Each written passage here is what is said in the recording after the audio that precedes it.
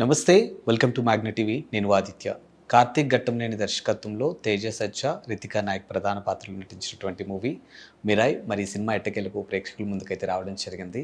Cinema ఎలా ఉంది, ప్రేక్షకులు చూసినటువంటి అంటే ఈ సినిమాని ఎంతవరకు ఓన్ చేసుకున్నారో తెలుసుకునే ప్రయత్నం చేద్దాం. ప్రస్తుతానికి మనతో పాటు స్టూడియోలో ఉన్నారు ప్రముఖ సీనియర్ జర్నలిస్ట్ అండ్ అనలిస్ట్ మహర్షి గారు. సార్తో మాట్లాడి మరిన్ని విషయాలు తెలుసుకుందాం. నమస్తే సార్. నమస్తే ఆదిత్య. తేజ సజ్జా ఫ్యాన్స్ అంతా కూడా అంటే హనుమాన్ తర్వాత ఆయన ఫ్యాన్స్ అంతా కూడా ఈగర్లీ వెయిటింగ్ మిరాయ్ కోసం వచ్చింది. ఎలా అనిపించింది సార్? మిరాయ్ బాగుంది. ఒక రకంగా చెప్పాలంటే హిట్ ఆ సినిమా. కానీ ఎంత హిట్ ఏమి అనేది మనం టూ ఎర్లీ. ఎందుకంటే కొంచెం ల్యాగ్స్ ఉన్నాయి సినిమాలో. సెకండ్ హాఫ్ కొంచెం ల్యాగ్ ఉంది. బట్ తేజ సజ్జా తన అభిమానుల ఎక్స్పెక్టేషన్ ఏమి నిరాశపరచడం. ఓకే. అది ఏమిటంటే ఇప్పుడు ఒక ట్రెండ్ నడుస్తూ ఉంది. ఈ గ్రాఫిక్స్ విఎఫ్ఎక్స్ విపరీతంగా పెట్టి మైథాలజీని ఒక పాత కథని దాన్ని యాడ్ చేయడం అనమాట. కల్కి ఏమిటి, రాబోయే మోడర్న్ కథని ఓకే ఒక మైథాలజీతో యాడ్ చేసింది. కల్కికి ఇంకో వర్షన్ ఇది. ఇదేమిటి, ప్రజెంట్ కథని ఒక పాత కథతో మిళితం చేసి ఫ్యూచర్ కథకి కనెక్ట్ చేయడం. మిరాయి అంటే ఏమిటంటే ఒక ఆయుధం, అంటే శ్రీరాముడి కోదండం ఉంది కదా, బాణాన్ని శ్రీరాముడి విల్లుని కోదండం ఉంటారు కదా, ఆ కోదండమే ఆ మిరాయి రూపంలో ఉంది అనేది ఒక మైథాలజీ నమ్మకంగా ఈ సినిమా మెయిన్ ట్రాక్ నడుస్తూ ఉంటుంది. అంటే నేనేం స్పాయిలర్ చేయను, ఇది ట్రైలర్లో ఆల్రెడీ అందరూ చూసిందే.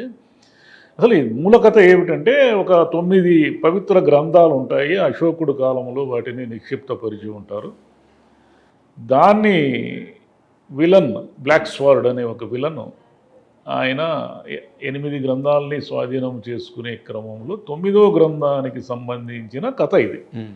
ఈ 9వ గ్రంథం ఏమిటంటే ఒక ఆవిడ ఆత్మత్యాగంతో తయారైన కుమారుడు ఆ 9వ గ్రంథాన్ని కాపాడే యోధుడుగా మారుతాడు. ఈ యోధుడు మామూలు ఒక ఆవారాగా ఉంటూ తానే యోధుడు అని తెలుసుకునే ఒక పరిణామ క్రమం ఇదంతా ఉంది.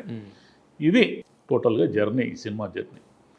ఎందుకు బాగుంది అంటే దీనికి ఏమిటంటే, ఒకటి జనము మైథాలజీని కరెక్ట్గా చెప్తే కనెక్ట్ అవుతాడు. 2 విఎఫ్ఎక్స్ క్వాలిటీ బాగుంది. క్వాలిటీ అంటే మనకు నిజంగానే అవన్నీ చూస్తున్నట్టుగా ఉంటుంది. కొన్ని ఈ మధ్య తేలిపోయిన సినిమాలు వచ్చాయి, అంటే మనకు డల్నెస్ కనిపించి ఏంది ఇట్లుందని అనిపించింది కదా, అట్లా లేదు.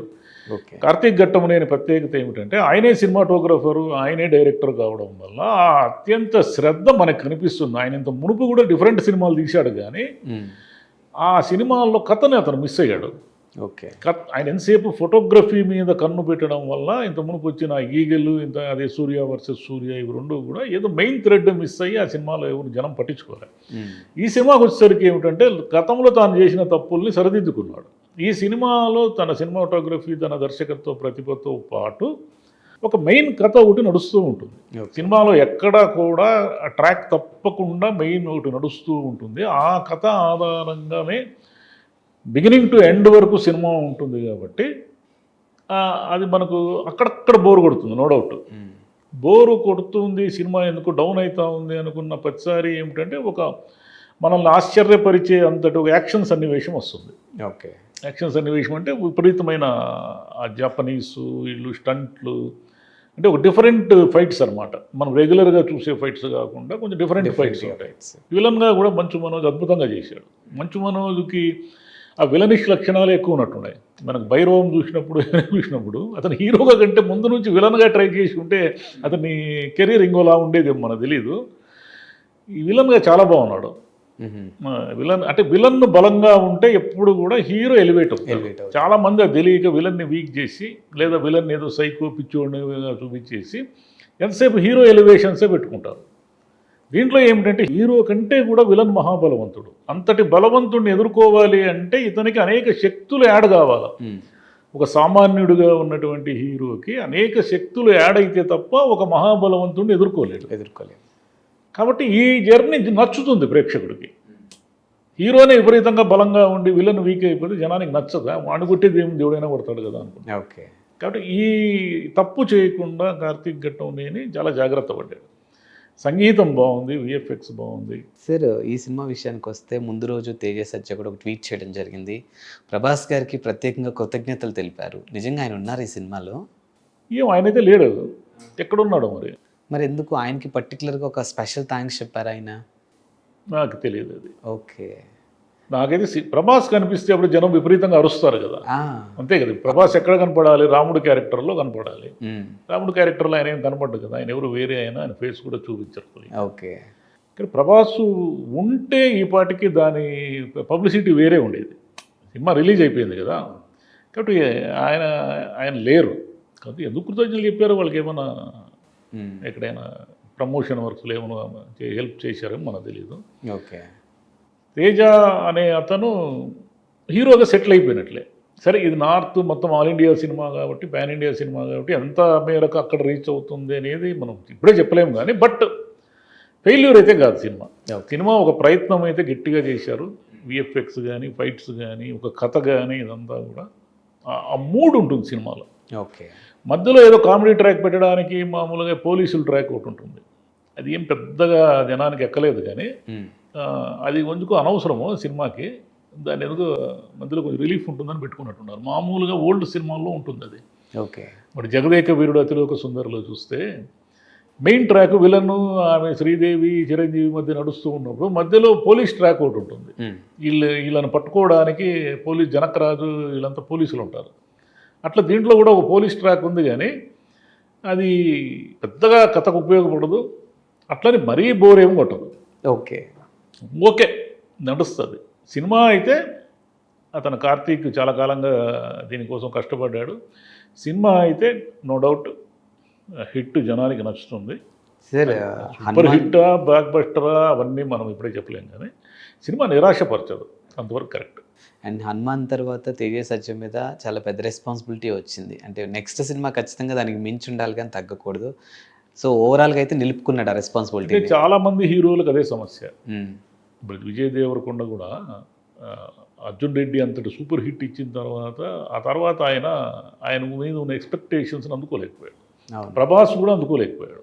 బాహుబలి తర్వాత వరుసగా 2-3 సినిమాలు ఫ్లాప్ కావడానికి కారణం ఏమిటంటే, మీకు ఒక్క సూపర్ హిట్ ఇచ్చిన ఏ హీరోకైనా సరే ఆ తర్వాత సినిమా అత్యంత గండం అది.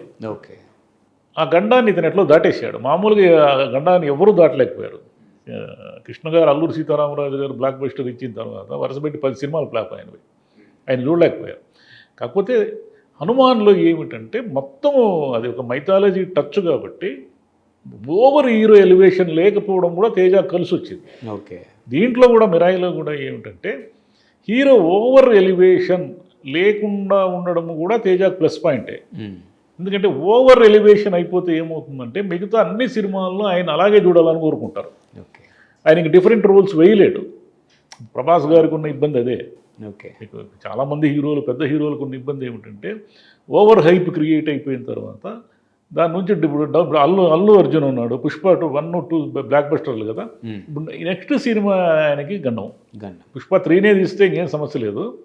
పుష్ప 3, పుష్ప 4 అది తీసుకుంటుంటే సమస్య లేదు. కానీ దాని నుంచి బయటకు వచ్చి వేరే సినిమా చేస్తే మాత్రము పుష్ప లెవెల్లోనే ఆయన్ని ఎక్స్పెక్ట్ చేస్తారు ప్రేక్షకులు. ఎప్పుడు అట్లనే ఉంటారు. ఓకే.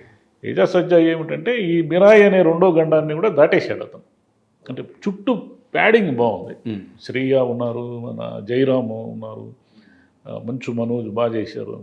ఇలా అంటే గెటప్ సీను వీళ్ళేదో కామెడీగా కూడా ఉన్నారు. కానీ టోటల్గా ఏమిటంటే జర్నీ టువర్డ్స్ శ్రీరామచంద్రుడి ఆయుధం, అంటే శ్రీరామచంద్రుడి కోదండం వైపు ఆ జర్నీ వెళ్ళి ఆ కోదండం సాయంతోనే ఒక దుర్మార్గుడిని అంతం చేయడము, 9వ మత గ్రంథాన్ని కాపాడుకోవడము, ఇవన్నీ కూడా అంటే దీంట్లో చాలా మాయలు, మంత్రాలు అన్నీ ఉంటాయి దీంట్లో. ఇది ఇప్పటి కాలానికి సంబంధించిన కథ అయినా అనేక శక్తులు, మాయలు ఇవన్నీ కూడా ఉంటాయి అన్నమాట. అంటే మిక్చర్ ఉంటుంది టోటల్గా. ఓకే. అది జనానికి నచ్చుతుంది. విఎఫ్ఎక్స్ కూడా బాగా చేశారు కాబట్టి. ఏదో సంపతి అని జటాయుతో పాటుగా ఉన్న సంపతి అనే పక్షికి సంబంధించి కూడా ఉంది, అది కూడా బాగానే తీశారు. మామూలుగా అట్లాంటి విఎఫ్ఎక్స్ తేలిపోతుంది. అది మీకు లార్డ్ ఆఫ్ ద రింగ్స్లో ఉంటాయి ఆ రేంజ్ విఎఫ్ఎక్స్. ఓకే. వీళ్ళు కూడా ఈయన స్వయంగా కెమెరామెన్ కావడం వల్ల ఆ శ్రద్ధ కనిపిస్తుంది మనకు. Thank you sir.